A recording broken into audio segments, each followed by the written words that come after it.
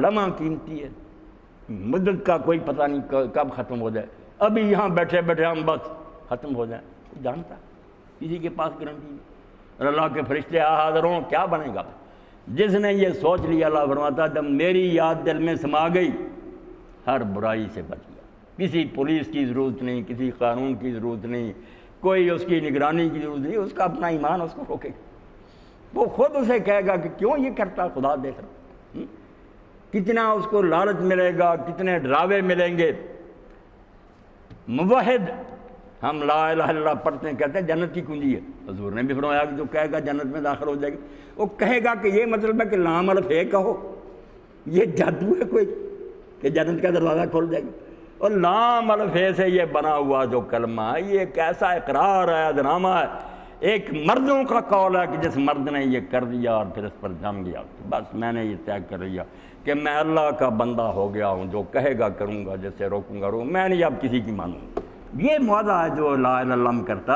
تو پھر سعدی رحمۃ اللہ علیہ فرماتے ہیں موحد کہ بر پائے ریزی درش کہ فولاد ہندی نہیں برسرش، جس نے کلمہ توحید پڑھ لیا بے شک پھر اس کے قدموں میں تم سونے چاندی کے ڈھیر لگا دو رشوت کے، یا اولاد ہندی جو ہے نا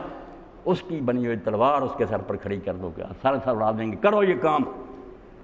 امید و حراسش نہ باشد لکر، نہ اس کو کسی سے امید ہوگی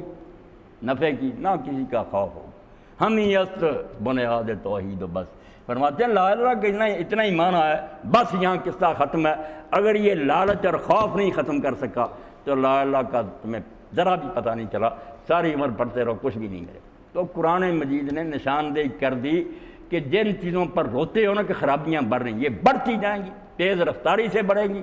جتنے جی چاہے آرڈیننس پر بنا رہو، جتنی چاہے تبدیلیاں کہ اس کو ہٹا رہو، اور نہیں کسی کے بس میں نہیں۔ وہ کام کرو جو اللہ کے انبیاء کرتے تھے کہ لوگوں کو بتاؤ اتقوا اللہ، اللہ دیکھ رہا ہے اس سے ڈر جاؤ، دنیا تمہارا کچھ نہیں بگاڑ سکتی، اللہ کو کیا جواب دے ہوئے۔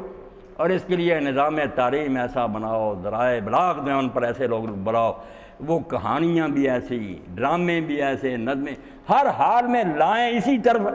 کہ بھائی دنیا عیاشی کے لیے نہیں جانا، اس کا ایک انجام ہے جو پیش ہے، اور اس کے لیے ہر فن سے کام لیا جا سکتا ہے، ڈرامے اور آرٹ اور ناول، یہ سارے خادم بن سکتے ہیں۔ انہی سے لوگ جو ہیں نا ذہانت جن کو اللہ نے دی ہے وہ ایسے لکھیں کہ آج نتیجہ جب پڑھے آدمی پتہ چلے کہ یار برائی کا انجام برا ہوا، اچھا پھل جو ہے اچھائی گئی۔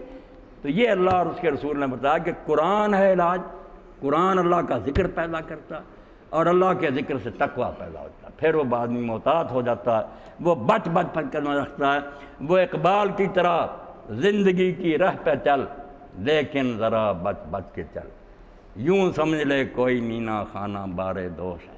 کندھوں پر شیشوں کا ٹوکرا ہے، احتیاط سے چل، اٹکھیلیاں نہ کر چور ہو جائے گا،